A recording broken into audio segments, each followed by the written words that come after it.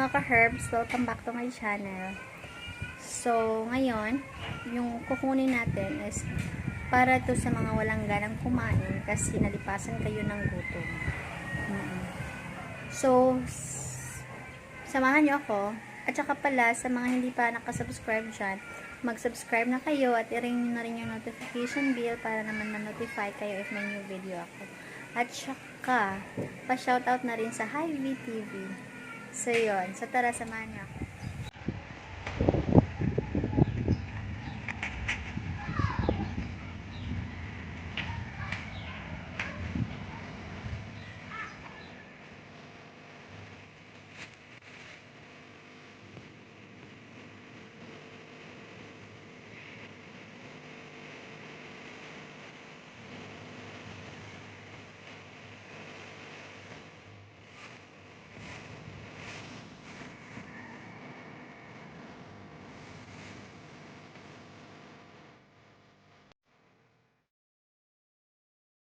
So, ito na yung nakuha natin kanina mga ka-herbs. Yan.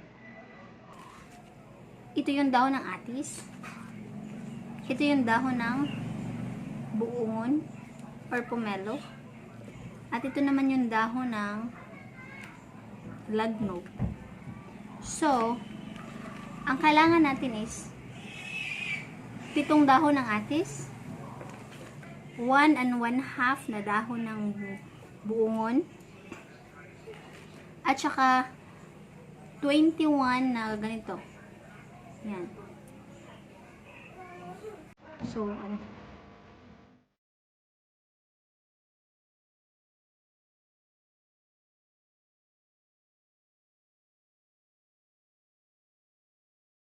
ito siya mga ka-herbs. Yan.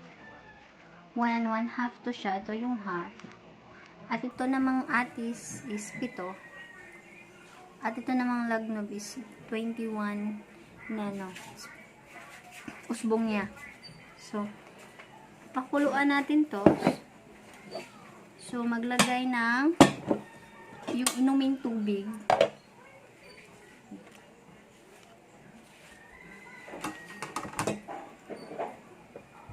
Yan, hintayin na lang natin kumulo at pakuluan natin ng 5 hanggang 10 minuto. Yan, kumukulo na siya mga ka-herbs. So, ito na siya mga ka-herbs. Yan.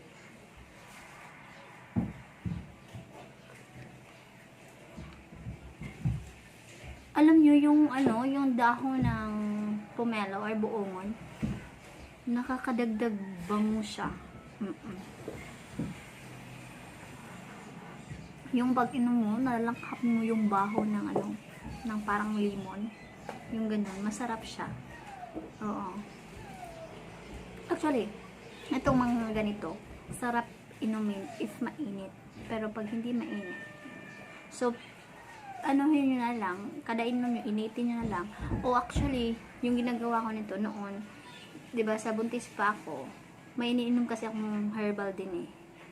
Kasi, sabi ng mama ko, pang patanggal ng mga hangin-hangin sa katawan, para pag manganak, madali lang. So, since ayaw kong uminom ng malamig, yung ginagawa ko, nilalagay ko sa thermos. Iyon. So, pwede nyo rin gawin yan. So, lilinawin ko lang. So, ito is para sa mga walang ganang kumain dahil nalilipasan ng gutom. So, inumin nyo to na parang tubig. So, lagi-lagi, hindi. Inumin isang baso lang ngayong araw na ito. Hindi. So, inumin ito, mayat-maya, inom kayo, mayat-maya, inom kayo. Inom ko, ang sarap kasi. Hindi, yung baho ng limon. Sarap, sarap sa ilong. So, yeah. So, thank you for watching at sana nakatulong at huwag kalimutang mag-subscribe. Thank you, bye-bye.